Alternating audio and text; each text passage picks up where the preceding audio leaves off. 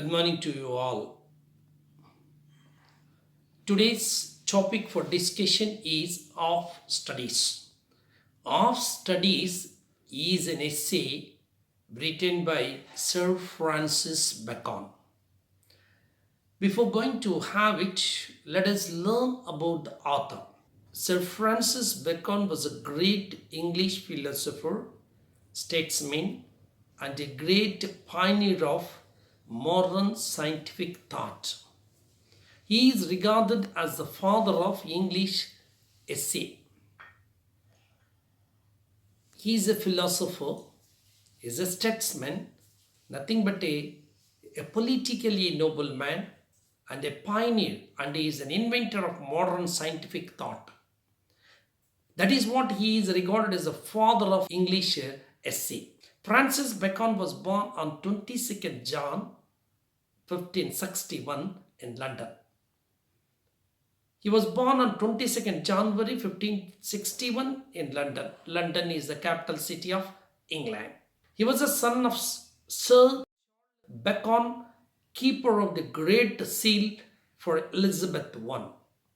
Bacon studied at Cambridge University and at Gray's Inn and became a member of Parliament in 1584. He was knighted in 1603 and was appointed to a succession of posts culminating like his father with the keeper of the Great Seal. Though born in a middle class family, he has reached to a great position because of his great interest, because of his hard work. He has become a member in the royal courts. Later, he was appointed as a Lord Chancellor, the most powerful position in England. Shortly afterwards, he was charged by Parliament with accepting bribes, which he admitted. He was fined and imprisoned and then banished from court. There were some attributions against him. He was accused as if he had taken some bribe, and there were some charges against him, and even he was banned from the royal court. But the king later pardoned him. Later on, the king excused him, pardoned him. He retired to his home at Gorhambury in Hertfordshire, where he continued to write. There he started writing. He died in London on 9 April 1626. Bacon's real interest laid in science. Bacon was very interested in doing some science. He has been called the father of empiricism. He was called as empiricism, father of empiricism. His works argued for the possibility of scientific knowledge based only upon including reasoning and careful observation of events in nature. In nature, he observed each and everything and which has been taken into a scientific way, and his scientific approach made him to treat as a father of empiricism. He published his ideas in Novum Organum in the year 1620. It was published an account of the correct method of acquiring natural knowledge. His another work on science is Advancement of Learning. His other popular works include The New Atlantis, Wisdom of the Ancients, and the Most Adorable Essays, first published in 1597 and later published by adding some more essays in 1625. Now let us go for his essay of studies. Of studies is an essay, an interesting essay written by Francis Bacon. Sir Francis Bacon is a writer. Sir Francis Bacon is the author. Bacon interprets on the topic of the titled one of studies. How many of you have the habit of reading books? How many of you have the habit of reading books? For this question, most people present days. It is a book written 16th century. Present days, instead of reading, large number of people have been watching, you know it very well. Am I right? Do you agree that nowadays majority of the people are losing the habit of reading books? If so, why? You know very well, majority of the people, including myself, including yourself, everybody is not reading. Instead of reading, we are watching. What we are watching? We are watching television, we are watching cinemas, we are watching cell phones, and so on. Do you know there are lots of benefits in studies? Do you know being a students or being human beings, do we know the value of studying books? Do studies cure illness really? If yes, how? Is a studies do cure illness, small ailments? Is a fact? If it is fact, how? These are the things we are going to come across. Read the essay to find out. Studies serve for delight, for ornament, and for ability. The first and foremost sentence says, studies serve for delight, for ornament, and for ability. According to Sir Francis Bacon, studying of books, reading of books, make us very happy, make us delightful, make us enthusiastic, make us knowledge, and make us to go for even wisdom. So studies gives us a delight, for ornament, and for the ability. It also increases, it is an ornament for us. Generally, ornament adds the beauty.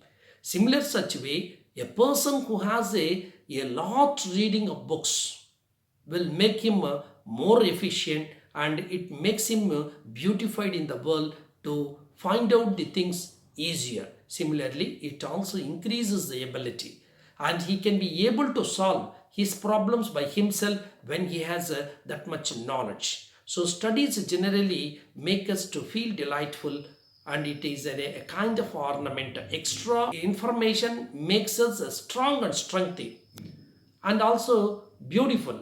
Similarly, it also adds our ability. When we are able, we can do the things perfectly by ourselves.